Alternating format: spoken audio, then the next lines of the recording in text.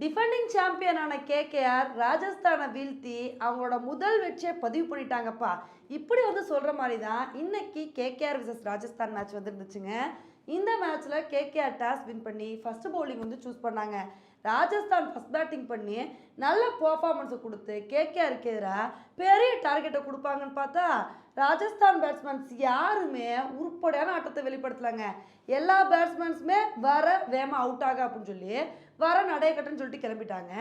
இதனால ராஜஸ்தானால் 20 ஓவர் முடிவில் வெறும் 151 ரன்னு மட்டும்தாங்க வந்து எடுக்க முடிஞ்சுச்சு. இந்த அளவுக்கு ராஜஸ்தானோட ரன்னை ரொம்ப கம்மியாக கண்ட்ரோல் பண்ணியிருக்காங்கன்னா இதுக்கு காரணம் கேகேஆரோட பவுலர்ஸ் தாங்க.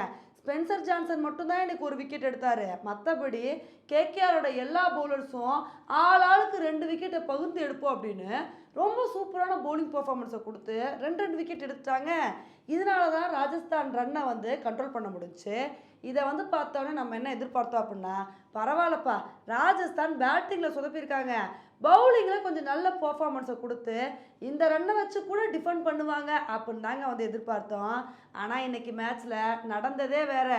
இன்றைக்கி வந்து டீகாக் ஒரு சூப்பரான இன்னிங்ஸ் வந்து கொடுத்தாரு. ஸ்டார்டிங்கில் வந்து பார்த்திங்கன்னா கொஞ்சம் வந்து 2 விக்கெட்டை எடுத்தாலும் அதுக்கப்புறம் வந்து பார்த்திங்கன்னா ராஜஸ்தானால் ஒன்றுமே பண்ண முடியலங்க. இதனால இந்த மேட்சை கேகேஆர் ரொம்ப அழகாக 18வது ஓவரில் 8 விக்கெட் வித்தியாசத்தில் ரொம்ப கம்ஃபர்டபுளாக வின் பண்ணிட்டாங்க. உண்மையிலே இந்த மேட்சை கேகேஆர் இவ்வளோ கம்ஃபர்டபுளாக வின் பண்ணியிருக்காங்க அப்படின்னா இதுக்கு காரணம் ராஜஸ்தான் இந்த மேட்ச்சில் பண்ண பல தவறுகள் தாங்க. ஃபஸ்ட்டு அவங்க பேட்டிங்கில் பயங்கரமாக சொதப்பிட்டாங்க. இதில் ஹெட்மேயர்லாம் வந்து ரொம்ப பின்னாடி வந்து அனுப்புகிறாங்க. ஹெட்மேயர் மாதிரி அதிரடி பேட்ஸ்மேன்லாம் வந்து கொஞ்சம் முன்னாடியே அனுப்பியிருக்கணும். இது மாதிரி பேட்டிங்லேயும் பல சொதப்பல்களை வந்து பண்ணிட்டாங்க.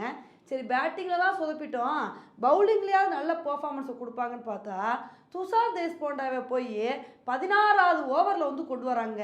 இப்படிலாம் வந்து இவ்வளோ பின்னாடி வந்து பவுலர்ஸை கொண்டு வந்தால் எப்படி வந்து விக்கெட் எடுக்க முடியும்?